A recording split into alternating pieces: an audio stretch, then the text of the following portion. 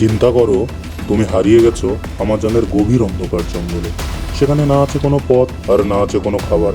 প্রাণ বাঁচানোর জন্য প্রতিটি মুহূর্তে সংঘর্ষ করতে হচ্ছে। এমন এক কঠিন পরিস্থিতিতে জীবন নিয়ে বেঁচে ফেরাটাও কোনো সহজ কথা নয়।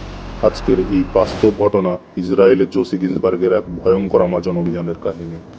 আমাজন এক বিশাল জঙ্গল, যেখানে প্রতিটি গাছ এবং তার সাথে অজানা ভয়ানক অদ্ভুত বিস্ময়কর প্রতিটি শব্দ এবং প্রতিটি নদী রহস্যে ভরা। সাল 1981 ইসরায়েলের জোসি গিন্সবার্গ শুরু করলো এক স্বপ্নের যাত্রা। কিন্তু সেই স্বপ্ন ধীরে ধীরে রূপ নিল ভয়ঙ্কর দুঃস্বপ্ন। তার সঙ্গে যোগ দেয় আরো তিনজন, মার্কাস, কার্ল ও কেভিন। শুরুতে সবকিছুই ছিল রোমাঞ্চকর। তারা এই যাত্রা বেশ ভালো উপভোগ করছিল। কিন্তু যত তারা গভীরে ঢুকলো, ততই স্পষ্ট হলো এই আমাজন কোনো সাধারণ বন নয়। তারা বুঝলো তাদের সামনে অনেক বড় পরীক্ষা। ভয়ঙ্কর হিংস্র প্রাণী ও বিষধর সাপের হাত থেকে তাদের নিজেদের সুরক্ষা সুনিশ্চিত করতে হবে। কিছুদিন কেটে যাওয়ার পর ধীরে ধীরে দেখা দিল খাদ্যের সমস্যা। জঙ্গলে খাবার সংগ্রহ করা কোনো সহজ কাজ নয়। ক্ষুধার্ত অবস্থায় তারা শুধু জলের উপরই নির্ভর করতে লাগলো। কিছুদিন পর কিছু একটা নিয়ে দলের মধ্যে শুরু হলো দ্বন্দ্ব।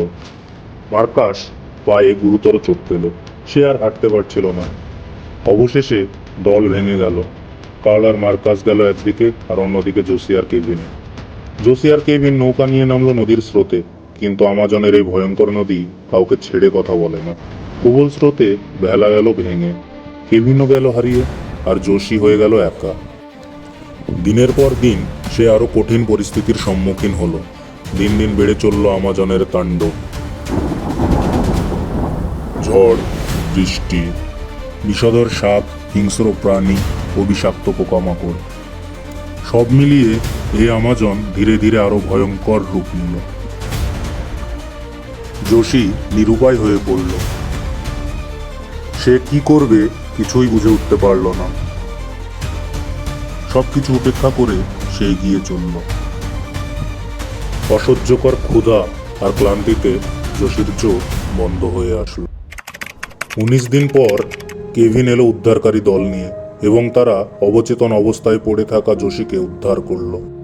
কিছুদিন পর জোশি সুস্থ হয়ে উঠল, মুখে তার মৃদু হালকা হাসি। ভয়ঙ্কর আমাজন অভিযানের সমস্ত ঘটনা তার চোখের সামনে ভেসে উঠল।